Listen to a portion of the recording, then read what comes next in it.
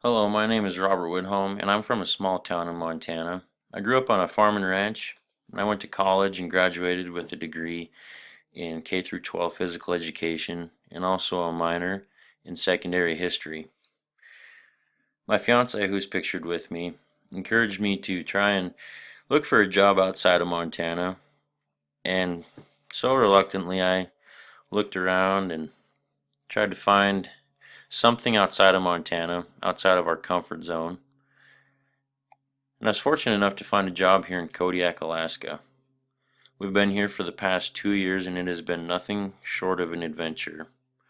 We go hiking, fishing, hunting, boating. We haven't gone kayaking, but I think there's plans in the future to do that. The joke here on Kodiak is that it is the northernmost Hawaiian island because it's so warm and tropical sometimes. It hasn't snowed very much in the past 2 winters that we've been here, so we're waiting for a good Alaska winter. I teach kindergarten through 5th grade here on Kodiak Island, and some of these kindergartners here that are pictured, they wanted to take a picture with me during Crazy Hair Day. They asked if they could take a crazy hair selfie with me, and so I did, and it was a lot of fun. Here are some pictures of things I like to do. My fiance and I like to go hiking and hunting, like I had previously talked about. And here's a picture of a nanny with her kids. This is on top of a mountain. We were deer hunting and we were taking a break, and they just walked right by us, and we were fortunate enough to get our camera out and take a quick picture. And here's an ermine also. We were hiking one day, and all of a sudden we saw a flash, and he was showing us where he lived, and he loved to take pictures, have us take pictures of him. We ended up being less than 5 feet from him taking pictures, and it was a pretty neat experience. The next picture here is our two brown bears. These were two of four brown bears that we had saw on a fog neck island while we were there. We were fishing for silver salmon. We caught two daily limits in less than an hour each, and we also harvested one deer. And the last pictures of me and my beautiful fiance, Shiloh, we're set to get married July 23rd, 2016. I'm really excited about that. So it'll be a lot of fun. Next up, here's a picture I took while we were next to the village of Afognak. It was taken out by a tidal wave during the earthquake of 1964.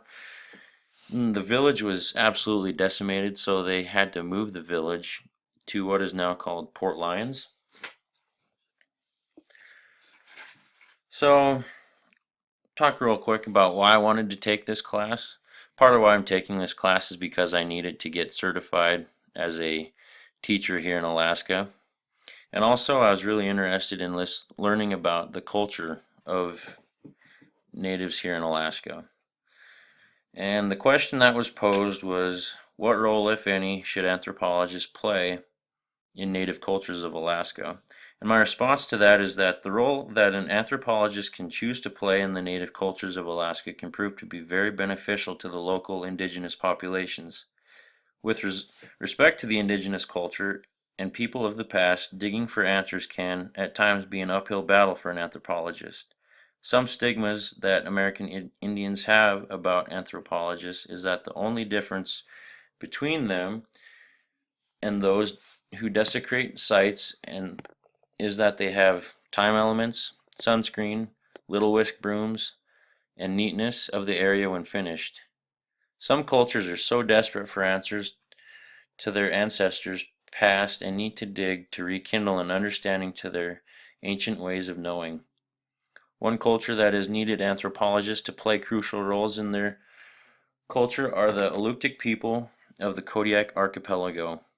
When the Russians explored the archipelago, it was found that the Alutiiq people, who had inhabited these islands for several hundred years, would prove to be beneficial to Russian trade and expansion. With heavy Russian influence came many years of abuse, disease, and loss of natural resources that were relied upon for their subsistence lifestyle. Due to the Russians' exploitation of the Alutiiq people for their resources, they started to lose precious parts of their culture. As if the Alutiiq people would have a chance to regain a foothold into their dissolving culture, they would soon undergo another transition into what was called American colonization. With that came new ideas in yet another way that they would have to live and would take away from their self-reliant lifestyle. When an entire native tribe is conquered and forced to change their way of life, a sense of self or purpose is lost within that culture. What the Alutiiq people needed were answers to their past so that they could regain their purpose and celebrate their traditions, language, and ways of knowing. Anthropologists, in this sense, are a lifeline for those people to seek out the answers needed to bring their past to light. The role that anthropologists need to play in the native cultures of Alaska should be helping those seeking answers to a native culture's past so they can regain a sense of pride in celebrating their traditional cultural heritage before it is lost forever. So that's my introduction. I hope you enjoyed it, and I will see you in the discussion boards.